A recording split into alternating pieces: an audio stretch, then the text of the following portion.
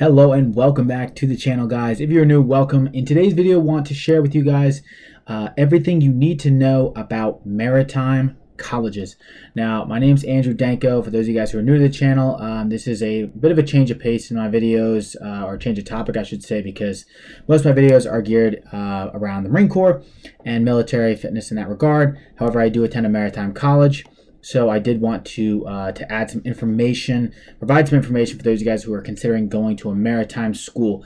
Now, I currently go to New York Maritime. However, all this information really applies to pretty much every maritime college I've either looked at or have been to just about every single other maritime college. So if you're not going to SUNY Maritime, it's there's Mass Maritime, Maine Maritime, there's Great Lakes Maritime, Cal Maritime, and then Texas A&M. There's also the Merchant Marine Academy, which is a little bit different. It has this kind of its own set of rules and conditions because it's a service academy.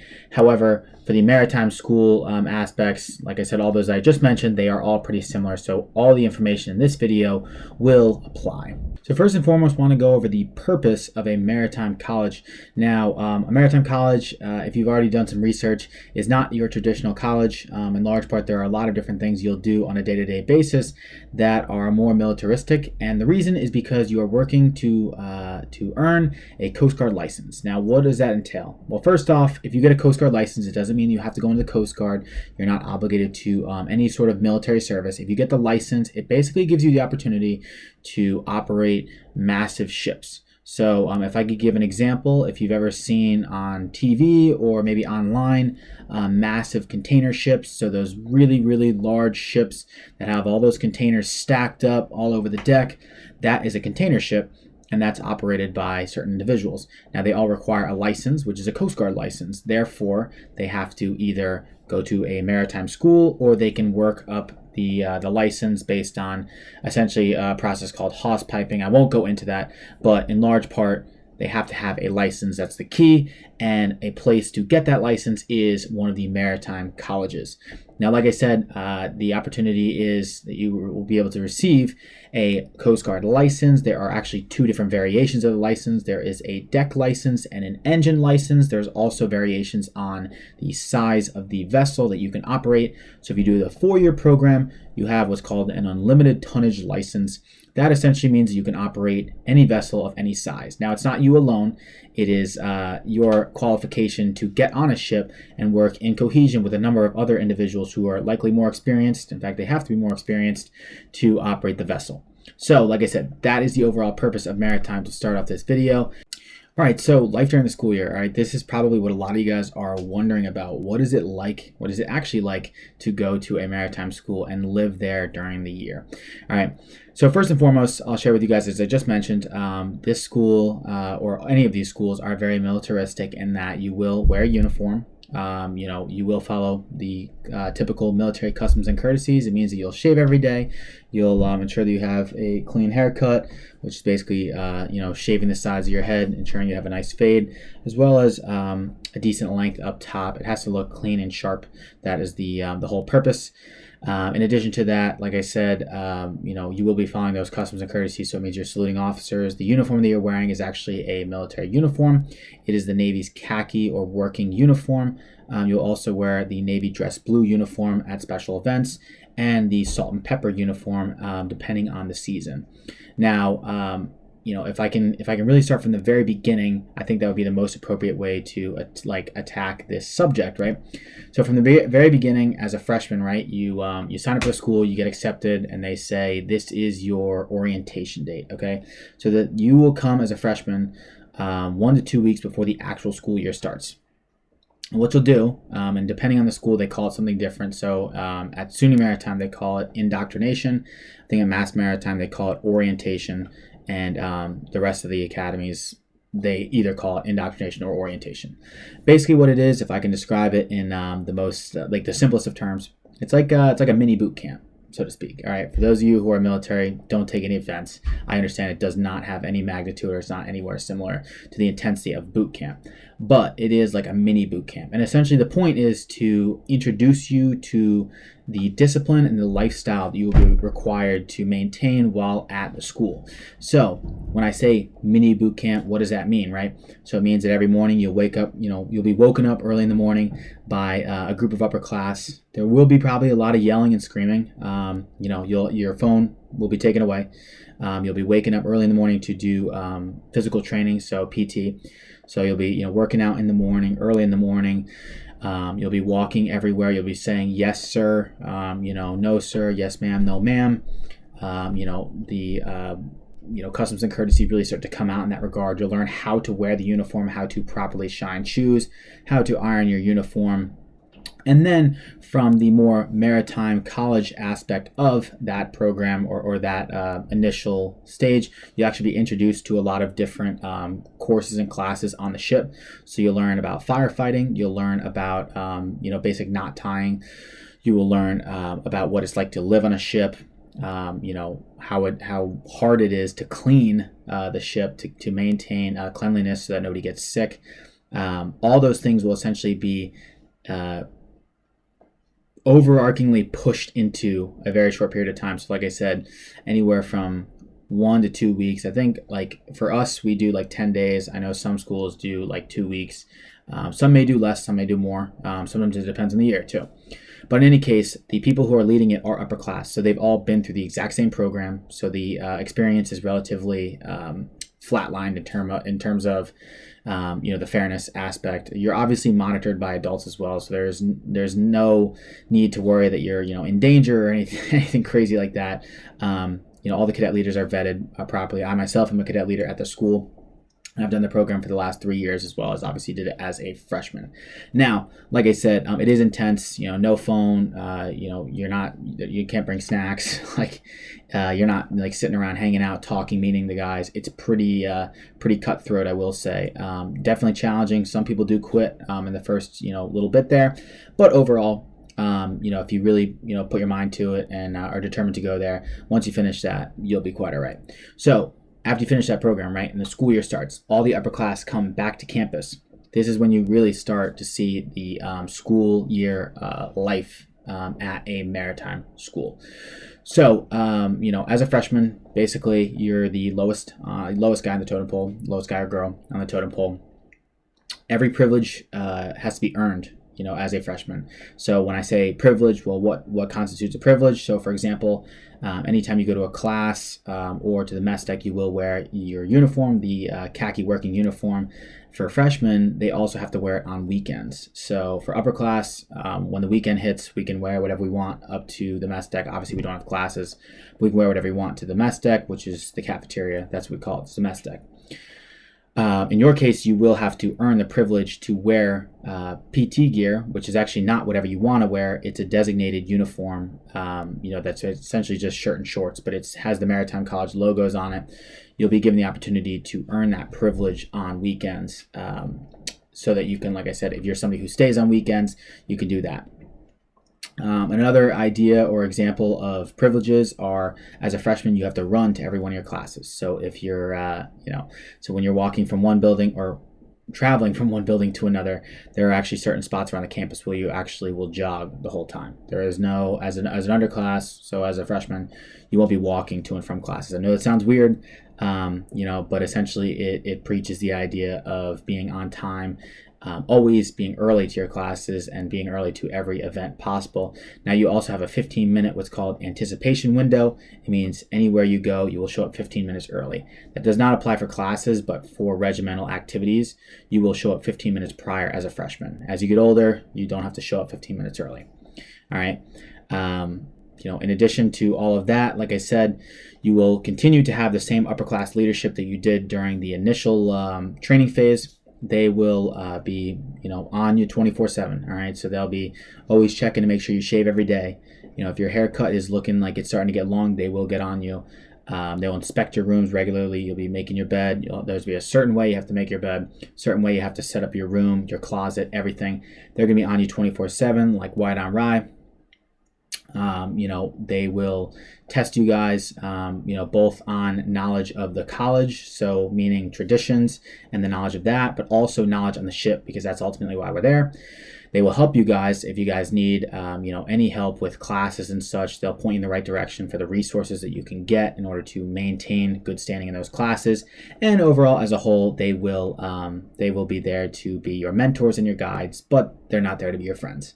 So don't expect to be buddy with them.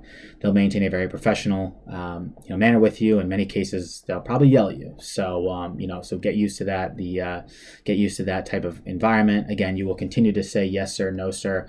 You'll never call them by their first names. You always call them by their last names. So Mr. or Miss, depending on who the individual is. Now, as a freshman, like I said, all of that is progressive. So you slowly earn privileges to the point where eventually you go on Seaturn, which I'll get to in a sec. But essentially, you go on Seaturn once you finish your freshman year.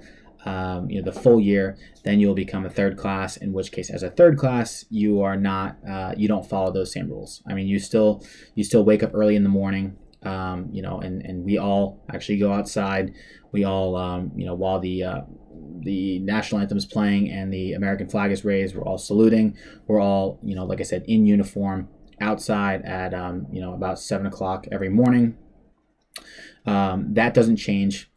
Things like wearing your uniform to class and to the mess deck, those things don't change. However, you won't have leadership that are constantly on you 24/7. Your rooms won't be inspected as you get a little bit older, depending on the school. In our case, especially because of COVID, that kind of put a curb in it. But ultimately, the mugs have been regularly inspected, and the upper class, it's on a case-by-case basis usually. But like I said, as you get older, you get more and more privileges, so you can walk to classes, you don't have to run to classes. There's a number of other things, but ultimately you should understand that as you get older, more privileges, but more responsibility, right? So one thing I do want to mention also about the typical day in the life type thing, right? And maybe I can make another video that goes over the exact schedule, or even follows me following a camera following me around the campus and showing you guys what I do on a daily basis. But I want to go over the consequences for breaking any of these rules. Okay, so if you're at the school and you break any rule, so let's say for example you don't shave one day, or you're told to get a haircut, you don't do it. You miss a morning formation, so that means you sleep through it. Your alarm doesn't go off. You don't get up at 7 o'clock and you miss that.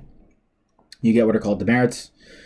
The bad part about demerits are twofold, right? So one, it goes in your record, which means that you are less likely to receive, scholarship money, less likely to receive, cadet leadership position opportunities, and a number of other opportunities just around the campus. That record is kept.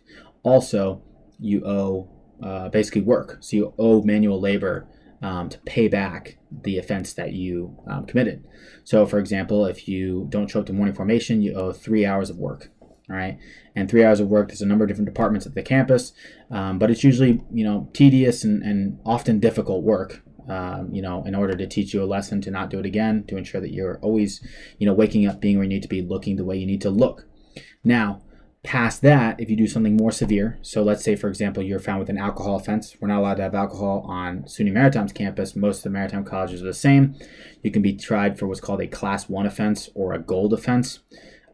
This will include demerits, but also can add restriction. And restriction means that you can't leave the campus. So even on weekends, you wouldn't be allowed to leave, which really sucks because a lot of people obviously want to leave campus, go home or go out or visit friends or whatever on weekends. So you can be restricted, and that would obviously stink. And then lastly, if you reach a certain amount of demerits, so if you rack up a certain number of demerits in a given year, you can be put on a suitability board, and a suitability board basically determines whether or not you are kicked from the school or not. So the rules are taken very seriously. The college takes it very seriously. The regiment, that's what we call our overall group, our overall from a military standpoint, it's a military terminology, but our overall battalions, it's taken very seriously. And if you don't do it, that is an issue, and the consequences will ensue. And like I said, they are not worth the minor infractions you're committing. So be smart. If you're going to go, ensure that you're doing the right thing. Don't think you can slip by the rules.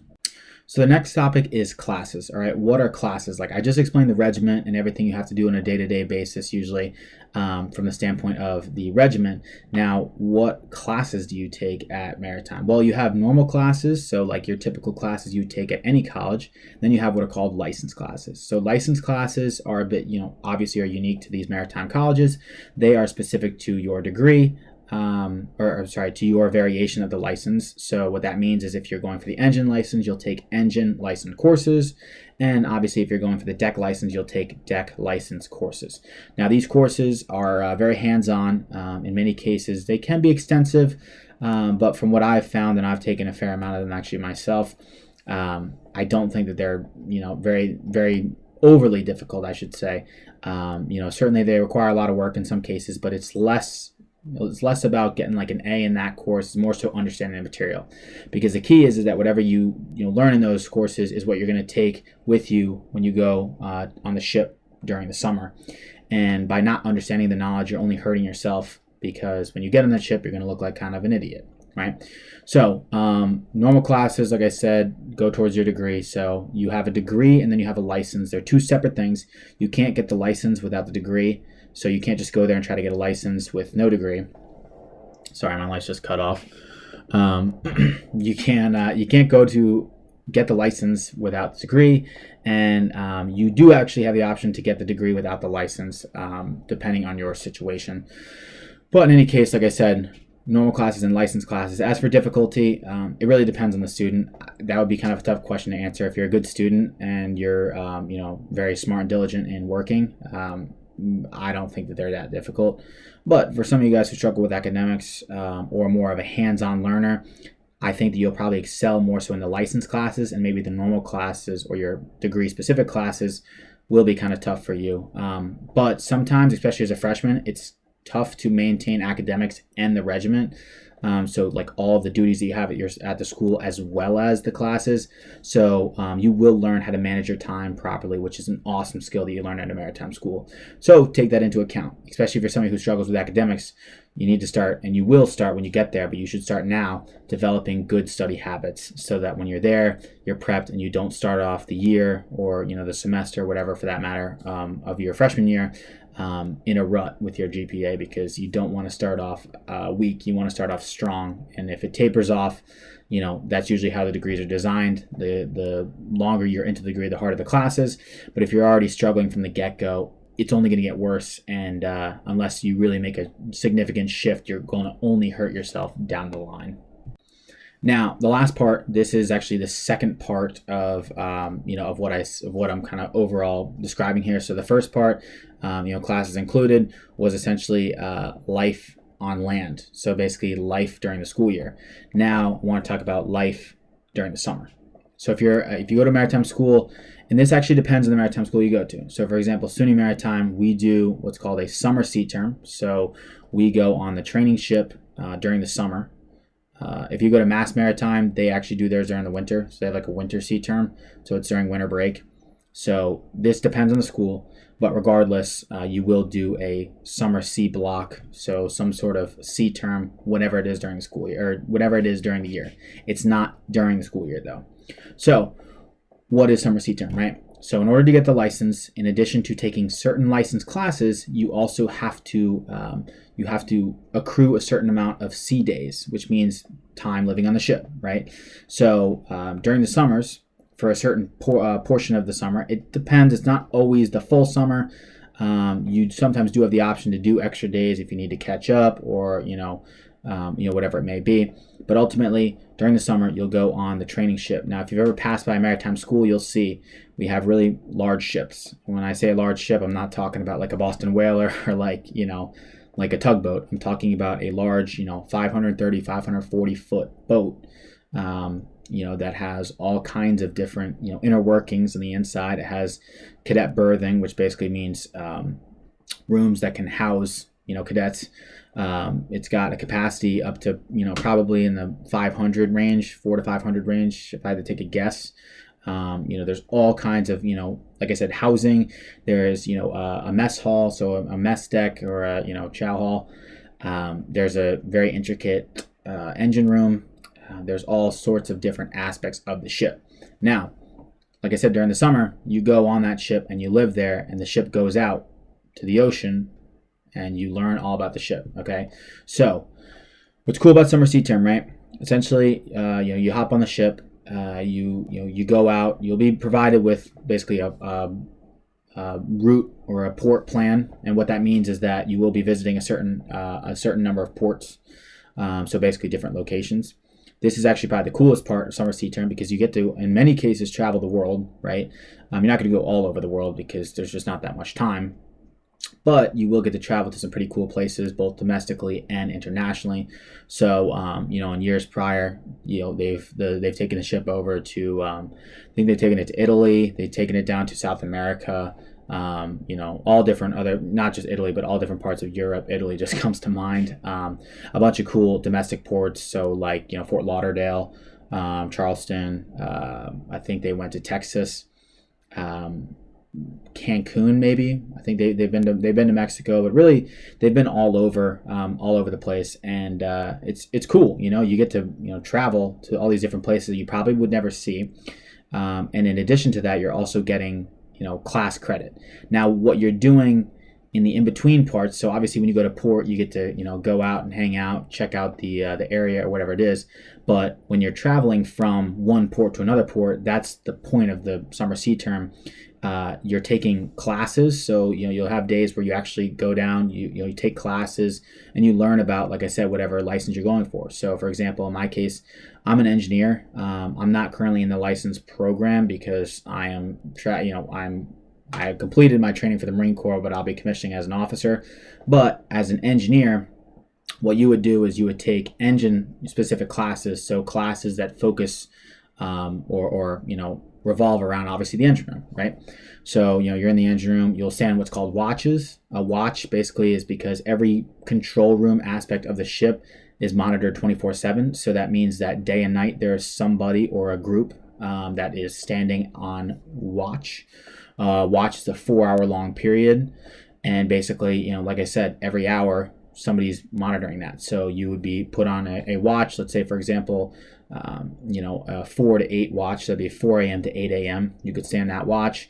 There's all different. There's throughout the day, of course, there's 4-hour blocks. You and a group of individuals. It's not just only you on the watch. You and your watch group are assigned to watches. Obviously, you have meal time. You do have time to work out. There's a gym, so you can do that stuff on your off time. You have free time as well. But it's basically like school, except on the ship, right? So that's what you're doing between ports, right? And you will live in a room with anywhere from 50 to 100 plus cadets. So kids same age as you, whatever, also in the school, same same license as you. That's how they basically break up the rooms. And same thing applies with on land. If you don't do what you're supposed to do, you can get demerits, you can get in trouble, you can owe work. It's called extra duty or ED. It's an awesome opportunity. Sometimes it can be strenuous though, but it gives you a great opportunity to see what it's like to actually live on a ship and work on a ship, and that's what's so awesome and amazing about summer Seaturn. So if you come in as a freshman, you'll do your freshman summer, you'll go on the ship during the summer, your sophomore summer, and then your junior summer. All right. So traditionally, the summers have been broken into 2 halves, so that everybody in the school can go on the ship, because there's not a large enough capacity for everybody at the school to go on at one time. So usually they split it up. So every summer there's 2 different blocks. You're either on A block or B block. So the beginning of the summer or towards the end of the summer. So traditionally you would do 1 block for your the end of your freshman year that summer, and the end of your sophomore year that summer, and then your junior year that you would do both blocks in order to meet the C day requirements. It's been kind of shifted around a little bit scheduling wise due to COVID. So whatever maritime college you do choose to attend, they will have a specific schedule for you. But nonetheless, that's essentially what the process is. So I hope that kind of explains what the ship life is ultimately like and what you do on the ship as a whole. So that concludes the video, guys. I hope that this gave you guys a good glimpse as to what maritime colleges are like and everything you need to know before going to a maritime school. If you have any questions or concerns regarding a maritime college, feel free to drop a comment below. I'm always happy to respond and answer any and all questions as they come. So again, guys, I appreciate the time, and until next time, I will see you.